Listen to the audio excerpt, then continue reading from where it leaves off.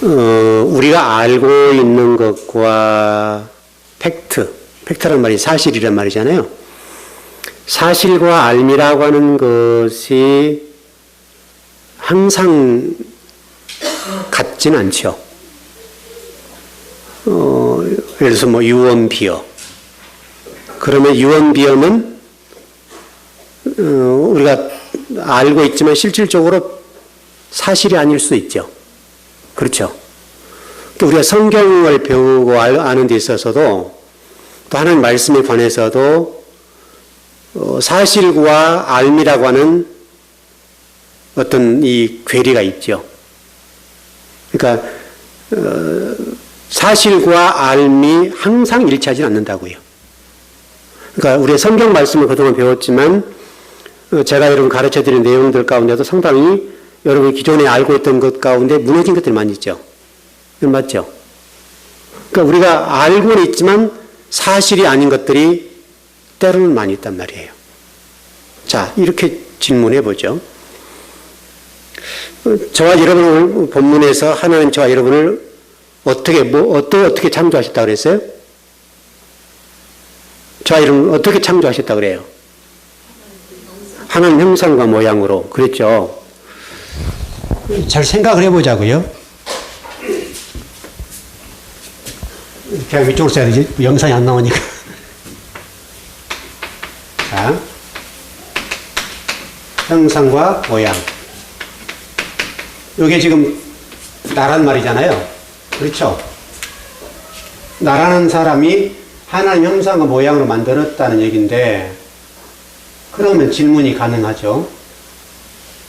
그럼 하나님 형상과 모양이라고 하는 부분이 난데, 그러면 하나님 형상과 모양은 있어요, 없어요? 이제 우리 그렇게 배웠어요. 예. 그렇게 답변할 할 수 있고, 우리가 기존에 알고 있는 것처럼, 제가 여러분들에게 가르쳐 드렸으니까 이제 이해하고 있는 부분인데, 자, 우리가 그동안에 하나님 형상과 모양이라고 하는 것들을 어떻게 이해하는, 하나님은 어떤 분이냐 했을 때, 왜냐하면 사람을 하나님 형상과 모양으로 만들었다고 했기 때문에 논리적으로 하나님은 어떤 분이냐 이렇게 볼 때, 그러면 이 형상과 모양이라고 하는 어떤 전제가 성립돼야 되겠죠. 그렇죠. 왜냐하면 이게 성립이 안 되면 하나님의 존재라고 하는 부분에서 하나님의 형상과 모양이 어떤 부분이 있을 거 아니에요. 그 부분에 관해서 이 논리가 성립되지 않으면 나라는 사람이 하나님 형상과 모양이 될 수가 없죠. 이해되셨어요? 의도가 이해되시죠? 그러니까 나라는 사람이 자, 아담이란 사람이 하나님 형상과 모양으로 만들었다고 했으니까, 그러면 하나님은 이 하나님 형상과 모양이 어떤 형체가 있지 않겠냐 이거죠. 근데 우리는 그동안에 하나님 어떤 모습이, 하나님 어떤 분이에요? 그러면 우리 어떻게 답해요? 하나님은 어떻게 답했죠, 우리가? 영이시다. 이제 답이 끝나버렸죠. 그럼 하나님이 영이시다라는 것과 하나님 형상 모양이라는 말은 다른 말이죠. 그렇죠. 그러니까 여러분 이제 질문의 의도를 이해하셨죠? 왜냐하면 사람을 하나님이 하나님의 형상과 모양을 만들었다고 했으면 하나님 형상과 모양이라고 하는 것이 전제되어야 우리가 사람이라는 형상과 모양이 하나님 형상과 모양이라는 것이 성립이 된다고, 논리적으로. 근데 우리는 그동안에 하나님 형상은 하나님 영이시다 그럼 끝이란 말이죠. 그랬죠, 여러분? 근데 그렇게 좀 생각을 해봐야 된단 말이에요. 그러니까 그러면 그동안에 우리가 하나님의 형상과 모양으로 사람을 만드셨다 했기 때문에 하나님 형상이 있냐 없냐라고 하는 것을 우리가 따져봐야 된단 말이죠. 그 우리가 좀 전제 우리가 배웠던 성경적인 수준으로는, 성경적인 어떤 알므로는, 배움으로는 하나님 형상과 모양은 존재하지 않죠. 맞죠? 우리 하나님 영이시다고는 얘기하지 하나님 형상 모양은 존재하지 않는 걸 이해한단 말이에요. 그러면 하나님 우리를 만들 때 하나님 형상 모양을 만들었다는 말이 어떤 성립이 안 되는 거죠. 여러분 이해되시죠? 네. 이해되시죠?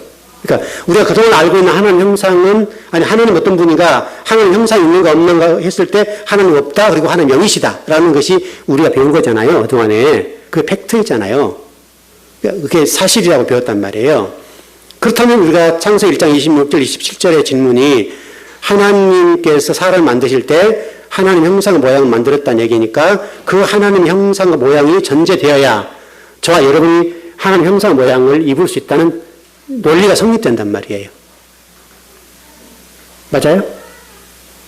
그럼 우리가 그동안 배웠던 걸 어떻게 되는 거예요 도대체? 그동안 우리가 배운 것이 하나님 영이시다. 하나님 형상의 모양은 존재하지 않는다. 라고 이해를 했잖아요. 그냥. 맞죠? 하나님 영이죠? 이렇게만 하면 끝나버렸단 말이죠.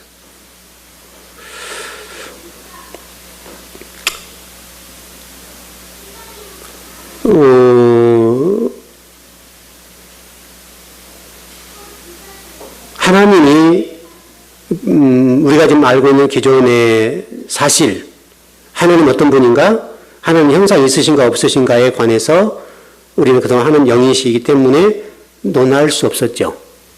근데 우리가 반대로 질문을 해보면 하나님 우리를 만드실 때에 당신의 형상의 모양으로 만드셨다고 얘기하셨으니까 그러면 거꾸로 올라가면 하나님 형상의 모양이 존재해야 되죠. 어떤 형태였든지 간에 우리가 죄인이기 때문에 보이지 못한다 할지라도 우리가 보이지 않는 뭔가를 있어야 된다는 거죠. 그렇죠, 여러분. 장로님 어떻게 이해되세요? 그동안 배웠던 것과 너무 다르잖아요. 네.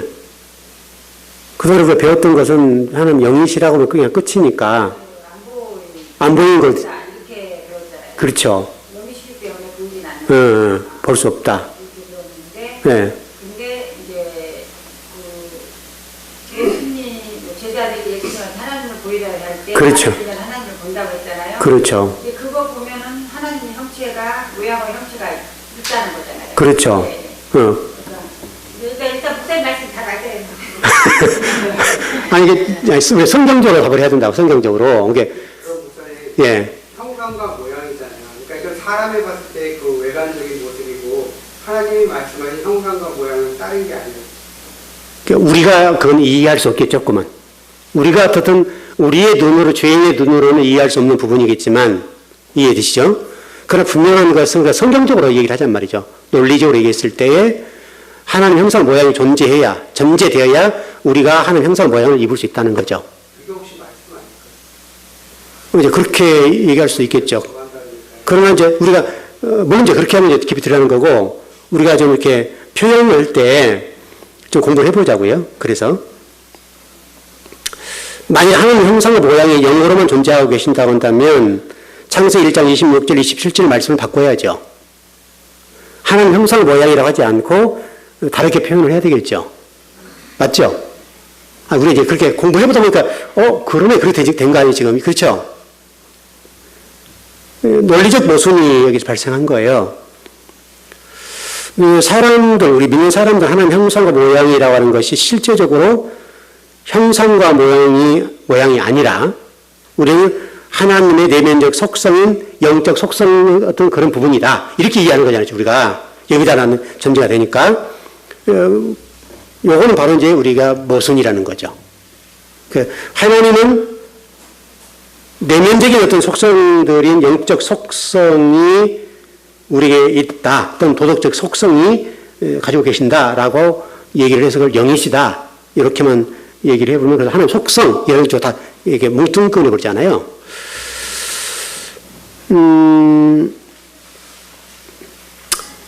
그 성경 창세기 1장에서 하나님 형상의 모양이라고 할 때 히브리어로 체렘과 데무트라는 단어를 얘기했었잖아요. 체렘과 데무트라는 단어인데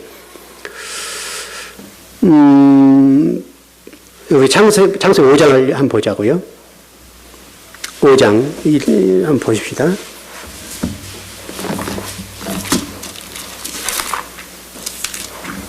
5장 1절부터 좀 족보니까요.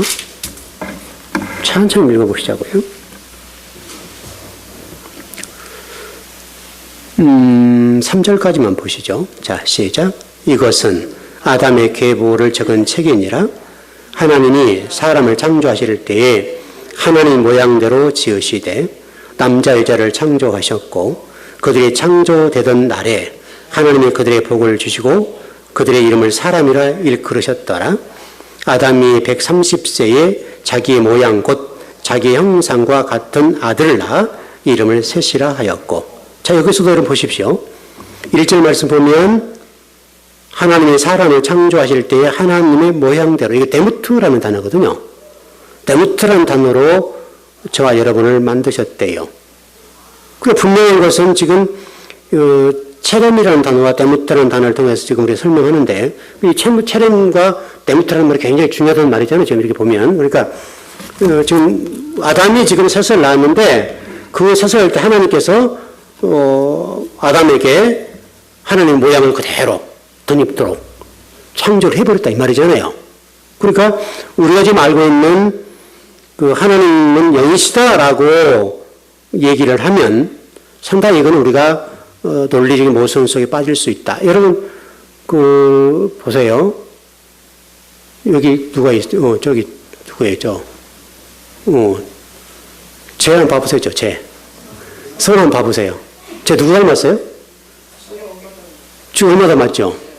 주 엄마 아빠 닮았겠죠? 그럼 누구예요? 주하는요? 주 엄마 아빠가 닮았겠죠? 저는요? 지기 엄마 아빠 닮았겠죠? 여러분은 어때요? 여러분은? 사람도 똑같이 그렇잖아요. 여러분, 강아지 새끼 낳아보세요. 강아지 새끼 짐승을 낳아도 지기 엄마 아빠 닮았잖아요. 쏙 빼 닮잖아요. 그래서 쏙 빼 닮았다 그렇게 하잖아요, 우리가. 그러니까 여러분, 하나님이 사람을 만드셨는데 누구 닮았겠어요?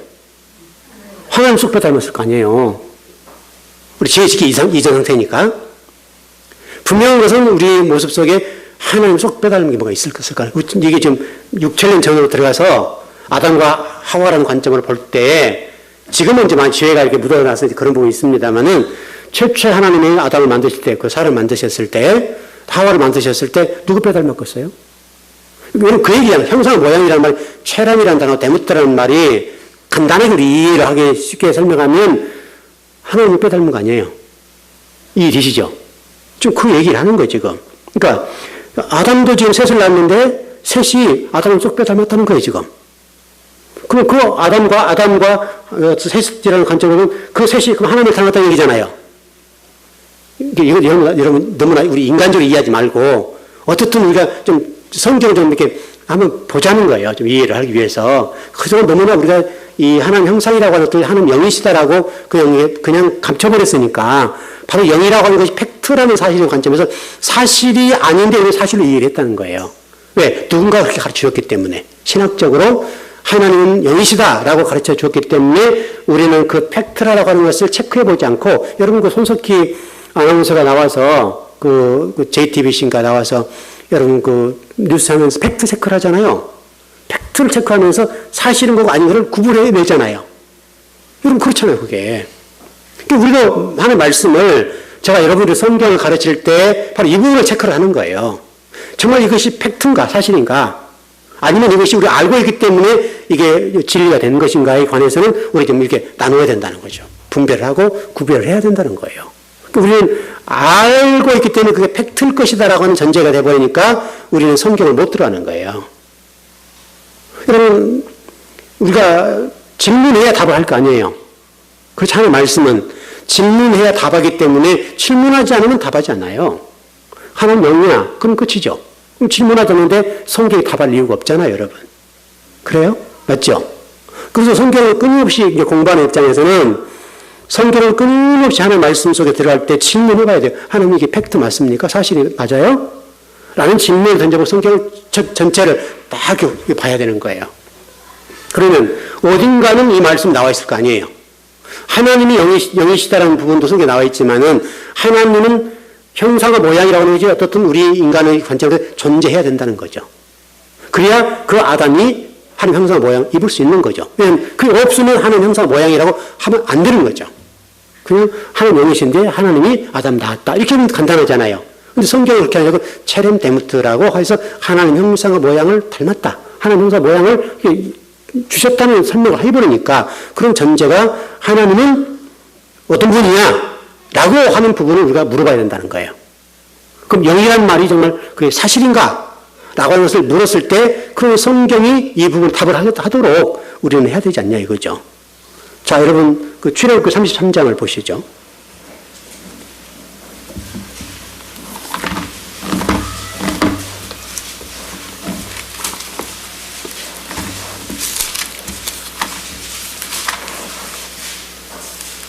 (17절에서) 24절, 23절입니다.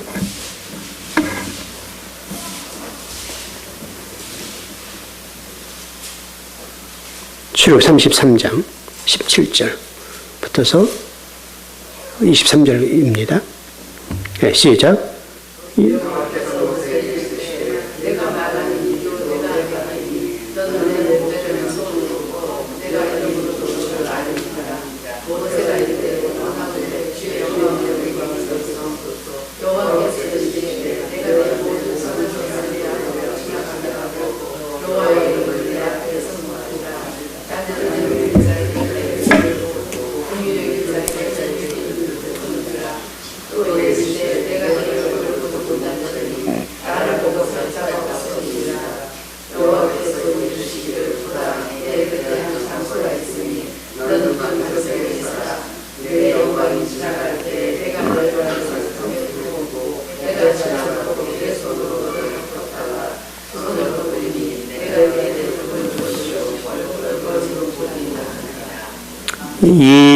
어떤 말씀은 모세가 지금 하나님께 하나님 보여주세요.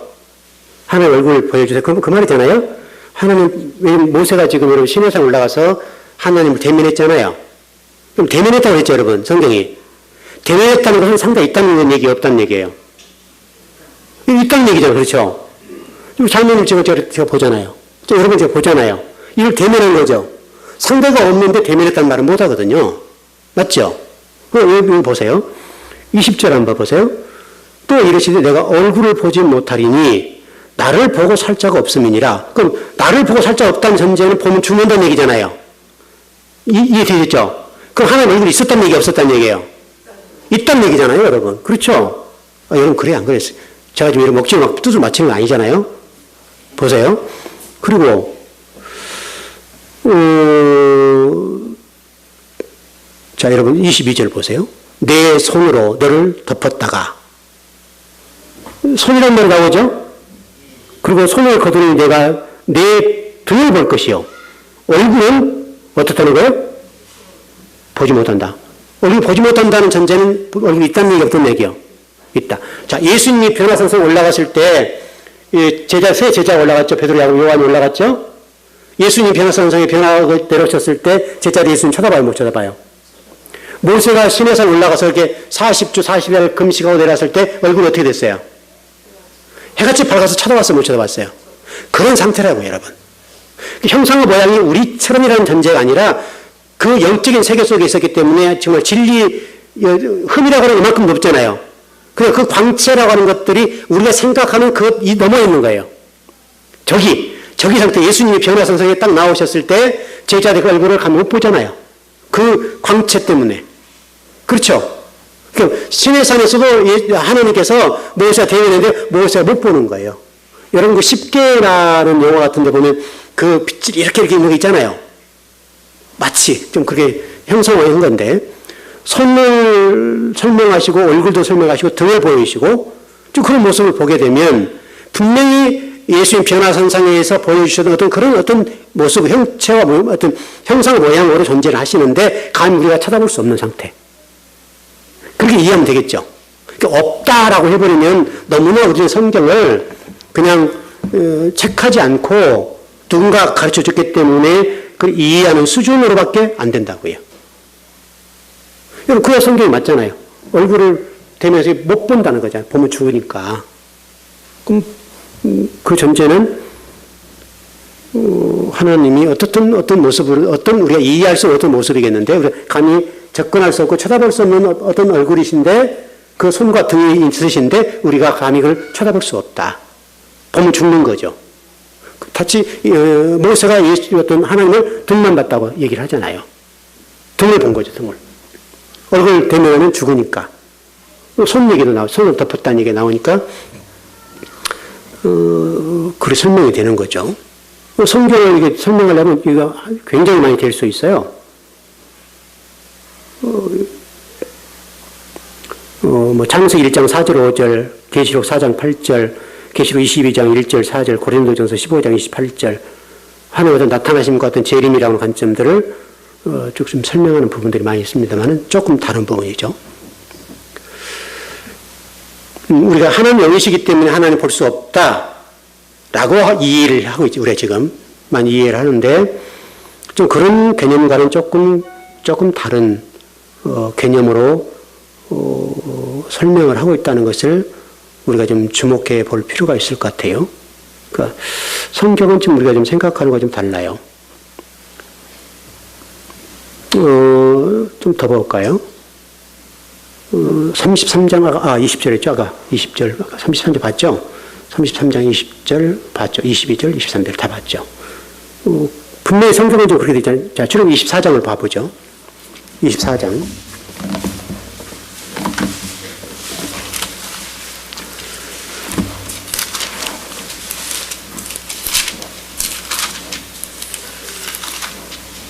어, 9절에서 11절입니다.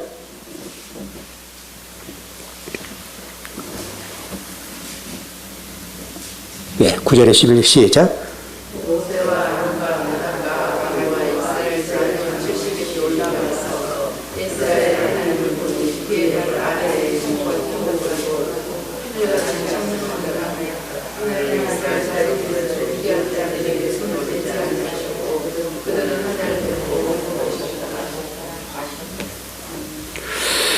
절 말씀 보면 이스라엘의 하나님을 보니 그의 발 아래에는 천옥을 편듯하고 하늘같이 청명하더라.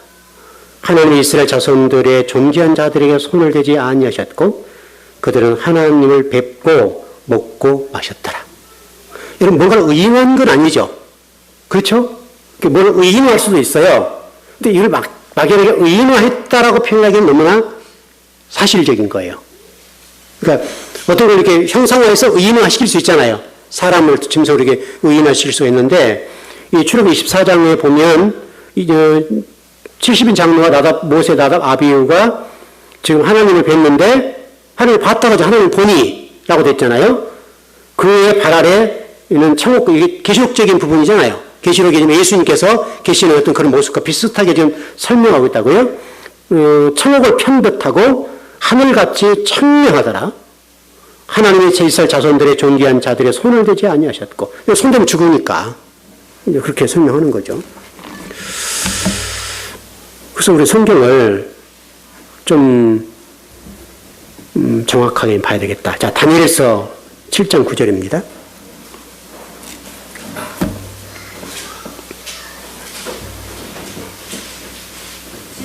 네, 7장 9절입니다.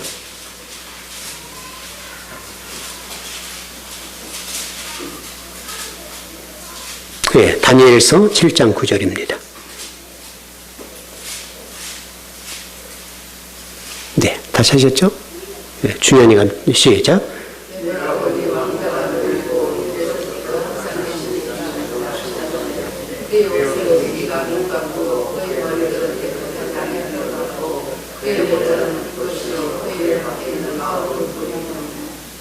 여러분 보세요.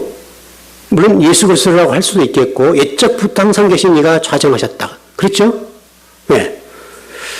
그 하나님을 무소부재한다고 얘기를 많이 하고 또 우리 하나님 형상 모양이라고는 이제 부정하는 입장이 우리가 배운 것이죠. 아마 그런 것들은 철학적인 신관의 반영의 문제 같아요. 그래서 제가 이 공부를 하면서 이건 제 주장만일 수는 없으니까 여러 자료를 좀 찾아봤어요. 자료를 찾아보니까 여러 학자들이 제가 지금 얘기하고 있는 걸 얘기하고 있더라고요. 지금 제 얘기만 한 거 아니에요. 만약 제가 이렇게 제 얘기만 하면 목사님 잘못됐습니다라고 할 수 있겠는데 제가 쳐다보고 왜냐하면 여러분 또 이건 굉장히 우리가 쉽자는 얘기잖아요. 쉽자는 얘기이기 때문에 여러 좀 자료를 제가 참고해봤어요. 참고를 해봤는데 그리고 우리나라의 네모라는 신학자들이 이 문제를 다뤘더라고요. 다루면서 이 문제를 짚었어요. 우리가 그동안에 신학적으로, 성경적으로 너무나 이것을 택한 것들을 알무로 이해했다. 이렇게 해서 지금 쭉 지금 설명을 하고 있는 것들을 좀 봤는데, 그분들의 공통적인 주장이 뭐냐면 철학적 신관이 반영되기 때문에 하나님 영이시다라고만 우리를 이해했다. 이렇게 설명하는 것 부분이 많습니다. 그러니까 우리가 지금 하나님의 형상의 모양은 계신 거예요, 안 계신 거예요? 계신 거죠. 계신 것인데 다만 우리의 관점으로는 이해할 수가 없죠. 왜? 그분은 천국을 편듯하고 감히 우리가 그분을 어떻게 설명할 수가 없는 거죠. 왜? 우리는 죄인이고 그분은 우리를 만드신 분이고 죄가 없으신 흠 하나 없으신 분이니까 마치 변화산상의 그 예수님이 부활체라서 모습을 보여주셨던 것처럼 또 모세에게 시내산에 보여주시고 70인 장로들이 보여주셨던 것처럼 그 모습이시니까 우리가 감히 그거는 어떤 분이다라고 규정하기는 어렵죠. 다만 분명한 것은 창세기 1장 26절 27절의 말씀과 같이 하나님 우리를 만드실 때 하나님 형상의 모양을 만드셨다는 그 전제가 있기 때문에 그게 성립되어야 된다. 곧 그 얘기는 하나님도 우리가 어떻게 설명할 수 없고 이해할 수 없고 표현할 수가 없지만 그러나 그분을 그분을 전체적으로 그려낼 수는 없어요. 감히 우리가 그릴 수 없는 어떤 그런 상태니까. 그러나 분명한 것은 그분이 어떤 뭔가가 형상 모양이라는 어떤 우리 인간의 관점에 볼 때 그 부분이 존재해야 하나님 우리를 형상 모양으로 우리를 창조했다, 지으셨다는 논리가 성립되는 거예요. 여러분 맞죠? 논리가 성립 안 되면 우리가 하나님 형상 모양을 닮았다 할 수가 없던 거죠. 모두 말씀드렸던 것처럼 바로 이제 철학적인 것들이 깊숙하게, 왜냐하면 신학을 하게 되면 철학을 해야 되는 부분이거든요. 그래서 철학이라고는 굉장히 중요한데 철학적인 어떤 그 신관들이 그대로 성경을 해석하는 데 반영됐기 때문에 그동안에 하나님 형상의 모양은 존재하지 않는다라고 규정을 해버렸다는 거죠. 그러면 우리가 창세기 1장 26절, 27절을 질문할 때 또 우리가 출애굽기 33장의 19절 이하의 말씀부터 23장의 지금 내용들, 이런 내용들을 어떻게 설명할 수가 없는 거죠. 만약 그렇다고 한다면. 그분이 정말 형상 모양이 존재하지 않고 영으로만 계신다고 존재한다면 이렇게 설명할 이유가 없죠. 또 다니엘서도 지금 아까 7장이었습니까? 다니엘서 7장 9절에도 지금 마치 이런 모습들, 물론 이 모습은 마치 예수 그리스도의 재림의 모습과 같은 모습입니다만은 그러나 분명한 것은 하나님의 모습을 설명하고 있는 거거든요. 그러니까 하나님 형상이 예수 그리스도시고, 그렇죠? 그리스도시고 그리스도 형상이 사람이니까 바로 이게 이렇게 연결되는 거죠. 그래서 지금 우리가 제가 전번에 설명드렸던 것처럼 그 세례라고 하는 것들을 설명드렸잖아요. 하나님과 같은 의식을 가지고 바라보는 것이다. 이런 설명을 드렸죠. 그러니까 하나님 형상의 모양이라고 하는 전제가 쭉 연결된다고 하면 이해가 되는 거죠. 하나님 의식하고 바라보는 걸 똑같은 관점에 바라보는 그것이 세례라고 하고 그것을 회개라고 하는 거예요. 그래서 하나님 하나 되는 것을 회개라고 하는 거예요. 하나님과 분리된 상태는 회개가 되지 않는 거예요. 하나님 잘못했습니다 라고 얘기할 수는 있지만 회개는 이루지 않는, 왜? 회개는 하나님 하나 되는 것을 얘기하잖아요. 관역을 빛나는 관역을 하나 마치는 거니까. 그렇죠? 여러분 이해되시죠? 이해되시죠? 자, 우리 에베소서 1장을 한번 보십시다. 1장 4절 6절입니다.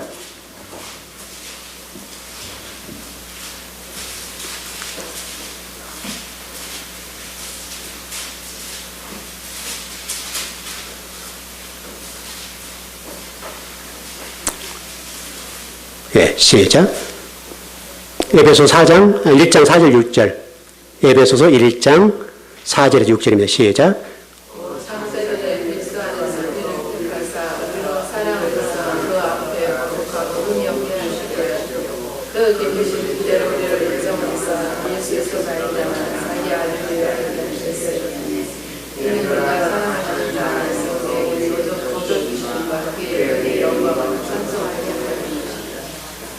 예, 이게 에베소서 1장의 얘기는 하나님의 비하와 승규이라고 하는 신학적인 논제인데요.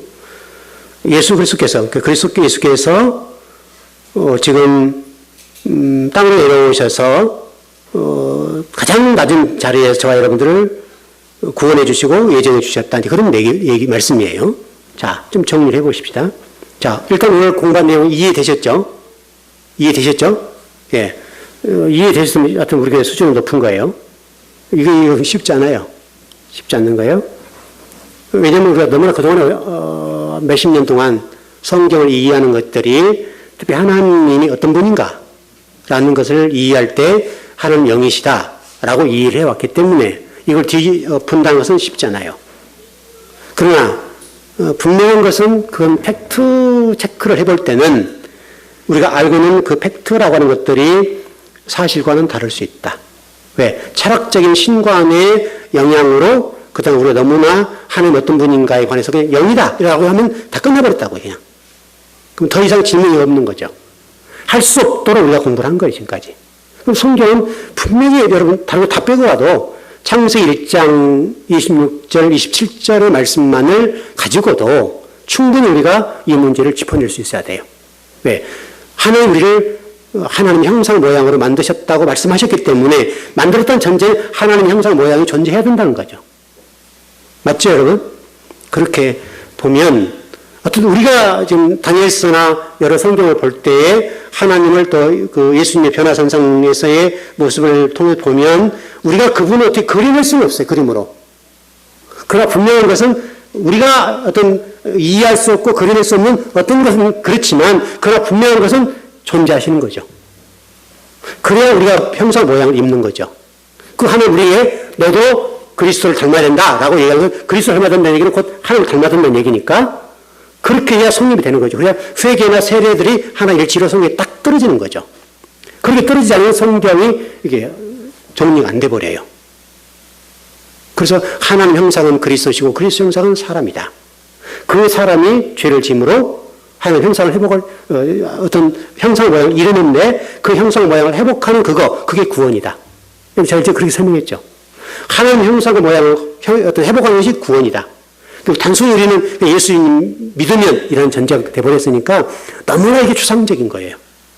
추상적이니까 그냥 예수님 믿으면 그냥 장땡이죠. 여러분 예수님 믿는 전제가 반드시 돼야 되겠죠. 돼야 되지만 그럼 왜 믿어야 되고 어떻게 믿어야 되는가를 설명한다면 바로 그분이 우리를 위해서 죽으셨고 또 그의 십자가에 부활하셨던 그 그리스도 형상이 우리니까 우리 형상이 한 형상을 회복하려면 그리스도 형상을 회복해야만이 우리 죄 문제 해결되는 거죠. 그래서 우리 형상과 모양, 우리가 하나님 형상의 모양을 회복하는 것이 구원이고, 그게 회개고, 그게 연합이고, 그게 세례고, 그게 또 하나님과 하나 됩니다. 이렇게 설명할 수 있는 거죠. 그래서 성경 전체가 딱 하나로 이렇게 연결이 됩니다. 그래서 이번 이 공부를 여러분 하셨는데 잘 정리 좀 하시기 바랍니다. 일단 이 시간 정리를 잘 하셔야 돼요. 굉장히 쉽잖아요. 쉽지 않고 여러분 몇십 년 동안 여러분 신앙생활에서 마찬가지, 저도 마찬가지고 제가 이제 깊이 들어가서 공부를 해보니까 이제 이런 부분을 깨닫게 되는 건데 저도 그동안에는 여러분 이렇게 설명해 본 적이 없잖아요. 저 처음이니까. 그러니까 저도 상당히 이 문제를 여러분 설명하기 전까지는 상당히 고민이 많은 거죠. 왜냐하면 제가 확신이 서야 가르칠 수 있잖아요. 그거 논리적으로 신학적으로 반듯해야 이것을 설명할 수 있는 것이지 또 이렇게 가르칠 수 있는 것이지 이게 잘못 가르치면 굉장히 어려운 얘기잖아요. 굉장히 쉽지 않아요. 한국 교회 안에서는 이게 이렇게 가르쳐 놓으면 상당히 좀 이게 쉽지 않단 말이죠. 그러나 분명하잖아요, 우리가. 분명하기 때문에 그렇게 공부를 여러분 해도 괜찮겠다 싶어요. 일단 정리를 잘 하십시오. 자, 그 다음에 이제 그분의 다스림을 보면서 좀 보자고요. 자, 또 이 팩트라는 관점을 보자고요. 팩트 체크 제가 전번에 우리 공부를 좀 잠깐 했었습니다만은 이 팩트 체크 가운데 하나 다스림이라는 관점, 하나님의 핵심은 다스림이라는 제 말씀은 다스림이죠. 다스림인데 우리가 그동안에 이 다스림을 정복 개념으로 이해했단 말이에요. 정복. 그래서 이런 십자가 깃발 들고 나가 전쟁해 버리는 거예요. 우리가 원래 십자가 깃발을 들고 나가 전쟁하면 안 되잖아요. 우리가 오히려 십자가에 어떤 깃발 든 사람들 아닌 그 다른 사람의 모습에 짓밟힘을 당하는 것이 성경적인 거잖아요. 근데 우리는 십자가를 들고 깃발을 들고 나가 사람 죽여버리는 거죠. 여러분 유대인들 보세요. 그 독일 사람들이 600만 명을 가스실에 집어넣어 죽여버리잖아요. 근데 여러분 그때 당시 히틀러 맞죠? 히틀러라는 사람이 유대인 600만을 학살할 때 옆에 사람의 동조하고 옆에 사람의 힘을 실어주지 않으면 할 수 있었을까요? 못해요, 여러분. 아무리 히틀러가 정복이를 관점으로 이렇게 나간다 하더라도 그 600만을 학살할 때, 여러분 보세요. 사람 몇 명만, 만약에 그 전쟁 가운데도 민간인 몇 명을 폭격해 죽이잖아요. 전 세계 언론에 나오잖아요, 여러분. 그런 것처럼 이게 쉽지 않단 말이에요, 전쟁을 하는, 전쟁 중에도요. 600만을 죽였다면요, 이거는 어마어마한 거잖아요.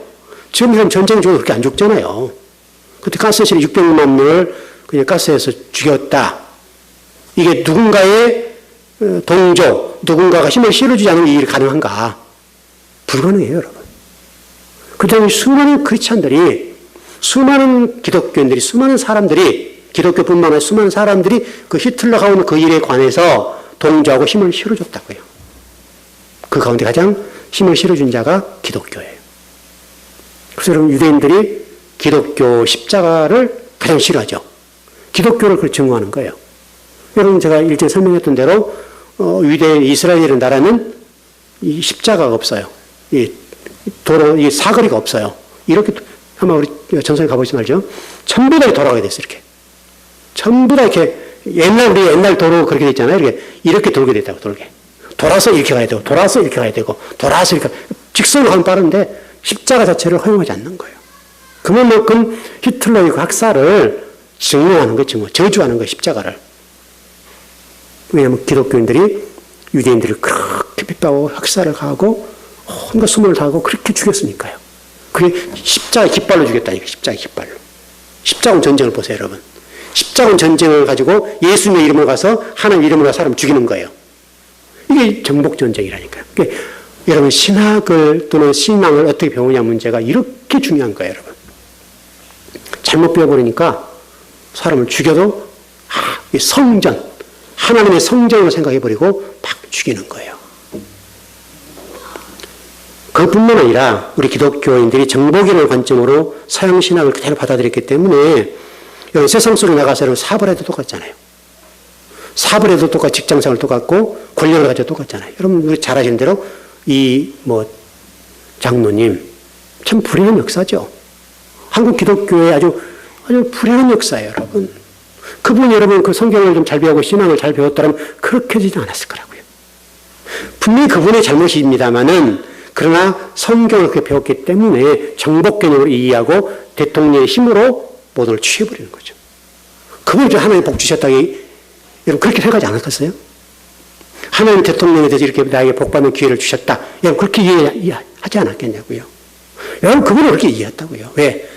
신앙을 정복이라는 개념으로 이해를 했기 때문에. 다른 사람 짓밟고 어떻게든지 간에 복을 받으면 하나님 복을 주셨다. 여러분 그렇고 하나님 감사합니다. 기도해 안 했겠어요? 여러분 그렇게 되는 거예요. 지금 현재 우리가 기독교라는 관점이 세상 속에 나가서 할 때 그런 정복이라는 개념으로 이해해버리면 다른 사람 짓밟아버리는 거예요. 다른 사람 죽든지 말든 상관없는 거예요. 여러분 교회도 똑같아요. 교회도 다른 교회 망하든 흥하든 아무 상관없어요. 내 교회만 부흥하고 성장은 하나님 기뻐하실 일이 돼버리는 거예요. 형제 개념이 없어진다니까요. 형제 개념이 없어지고 하나님의 사랑이라는 개념이 하나도 없어져 버려요. 이렇게 정복이라는 개념으로 성경을 이해하고 신앙을 이해하면 무서운 거예요, 무서운 거.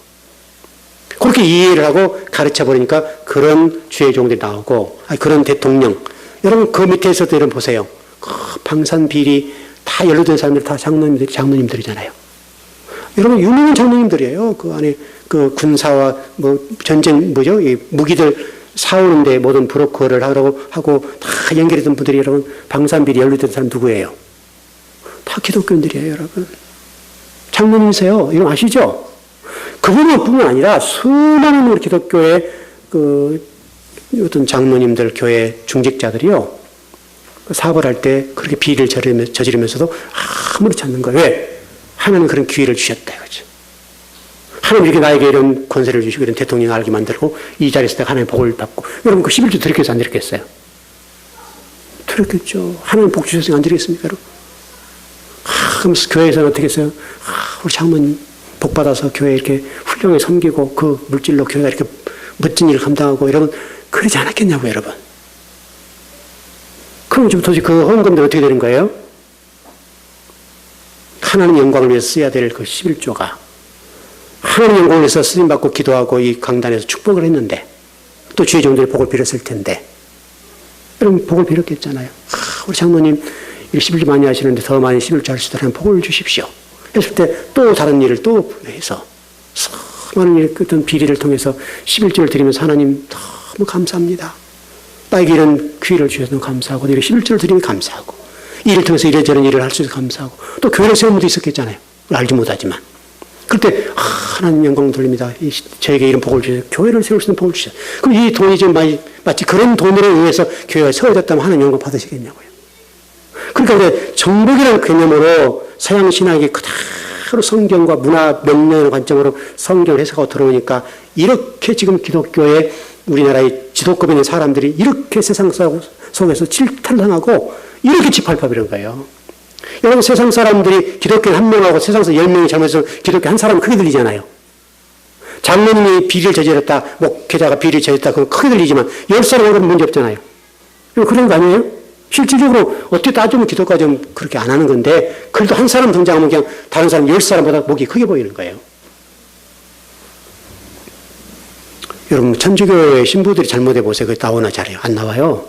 다 이게 빼버리고 다 정리해버려요. 막강한 힘이 의사해요. 그 나오면서 극소수만 어떻게 나온단 말이죠. 근데 기독교는 그냥 나오잖아요. 어떻게 보면 훨씬 더 깨끗할 수 있어요. 그러니까 어쨌든 분명한 것은 우리가 성경을 이해할 때에 이렇게 잘못 이해해버리는 이런 폐단이 생긴다는 거예요, 여러분. 여러분 예수님께서 이 땅에 오셔서 하신 말씀 있잖아요. 내가 이 땅에 온 목적은 뭐라고 말씀하세요? 섬김을 받으려 함이 아니요 섬기려 왔다. 이게 여러분 성경적인 정신이잖아요.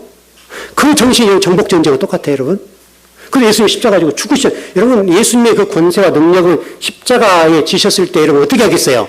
지지도 않을 뿐만 아니라 말씀 한마디, 그냥 입김 한마디면 거기에 있는 로마 군병들 뿐만 아니라 대제사장과 그 당시에 예수님을 비난했던 그 사람들은 그냥 입김 하나는 다 죽일 수 있는 거예요. 만약 정복 개념으로 이해를 하고 있다면 예수님이 입만 벌리면 끝나버리잖아요. 천군 천사를 동원해서 아니면 하늘의 이 천개 세계를 불러서 그냥 그들을 벼락을 놔버릴 수 있는 거죠. 여러분 안 그렇습니까? 우리 예수님 그런 능력이 없냐고요. 천개를 불어서 벼락을 통해서 아니면 우박을 막 중만으로 떨어뜨려가지고 그 사람들 머리를 탁탁 떨어뜨린 거예요. 정확하게 그 예수님 비판했던 또 십자가 못 박던 사람들에게 이 머리에 그냥 그대로 하나 때려버리면 한 방에 가버리잖아요, 다요. 여러분 그게 하나의 군사잖아요. 그게 하나님 군대예요, 하나님 군대. 우박 그것도 하나님이 쓰시면 그게 군대가 돼버리는 거예요. 그렇게 하실 수 있는 분이잖아요. 근데 그런 권세와 능력을 행하지 않으시잖아요. 십자가를 지고 묵묵히 그 수모를 당하시고 그 곤욕을 당하시고 입이 침이 마르도록 고통을 당하시고 물 한 모금 찍어 마른 것이 그렇게 한이었던 거 아니에요. 그때 막달라 마리아가 예수님의 물 한 모금을 탁 주시잖아요. 물 한 모금 마시고 그 막달라 마리아를 착 쳐다보시잖아요. 그래, 너 때문에 내가 참 감사하다. 이렇게 했을 거 아니에요. 생각하면 그걸 봤잖아요. 예수님의 십자가를 왜 져요? 만약 예수님이 정복 전쟁이란 개념으로 신학을 이해하고 성경을 이해하고 신앙을 이해했다고 한다면 단 한 사람도 거기에 남아있을 사람은 없는 거예요. 그냥 그 자리에서 다 직사를 시켜버렸었어요. 근데 그분이 죽으시잖아요. 근데 왜 우리는 그동안에 십자가를 운운하면서 왜 우리는 정복 개념으로 문화 명령이라는 관점으로 기독교가 세상 속에 나가서 십자가를 지고 죽음이 아니라 죽이냐고요. 내가 잘되고 복받으면 하나님 영광 받는다. 그런 쪽으로 가버리냐. 우리가 실패를 하는 영광이 아니냐 이거죠. 여러분 실패한 것도 하나님 영광이 되잖아요. 가장 예수님이 실패한 건 골고다 언덕에 십자가에 죽으시기 가장 실패한 거 아니에요. 가장 실패한 거죠. 그런데 주님은 실패를 하세요. 능력이 없어서가 아니라 힘이 없어서가 아니라 그게 신앙이니까 그게 성경적인 것이니까. 근데 왜 우리는 그동안에 성경을 잘못 이해하고 서양 신학의 중심으로 자본주의적 논리로 정복 개념으로 그냥 문화 명령이라는 개념으로 이해하고 정복하고 다스리고 힘으로 모두를 눌러버리고 그런 개념으로 성경을 이해를 하냐 말이죠. 이런 개념으로 성경을 이해하고 교회를 이해하니까 이렇게 이 모양이 돼버린 거죠, 교회가. 그래서 여러분 큰 교회 목회자들이 노예나 총회 같은 데 힘을 발휘하고 어깨에 힘을 넣잖아요. 작은 교회 목사님들은 발언권 하나도 없잖아요. 여러분 그게 무슨 노예고 교회예요? 무슨 총회요 그래요? 오히려 밑에 있는 사람들을 좀 더 세워주고 그렇게 하는 것이 맞는 건데 너무 좀 그렇잖아요? 지워져 버렸네. 정리해 보십시다. 일단 오늘 공부하는 내용이 일단 쉽지 않았던 거고요. 쉽지 않았던 것이기 때문에 여러분들이 이 일을 잘 하셔야 됩니다. 잘 하셔야 되고, 나왔습니다.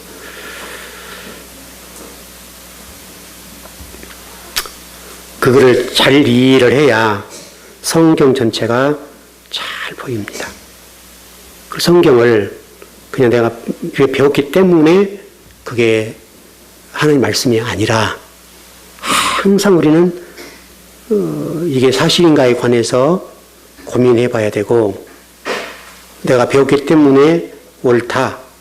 이게 팩트 체크를 하지 않고 넘어가면 물론 이제 여러분들 쉽지 않는 거죠. 이제 저희가 해야 될 일인데 제가 부지런하게 그런 체크를 해서 성경을 좀 잘 가르치도록 더 노력을 해보려고 합니다. 어쨌든 오늘 여러분 배운 이 내용들이 여러분의 신앙에 도움이 되고 성경은 그렇구나. 너무나 우리가 알고 있는 것들이 그렇게 좀 되어 있구나라고 하는 것을 좀 생각해 봤다면 오늘 공부는 아마 여러분과 저에게 유익이 아닌가 싶습니다.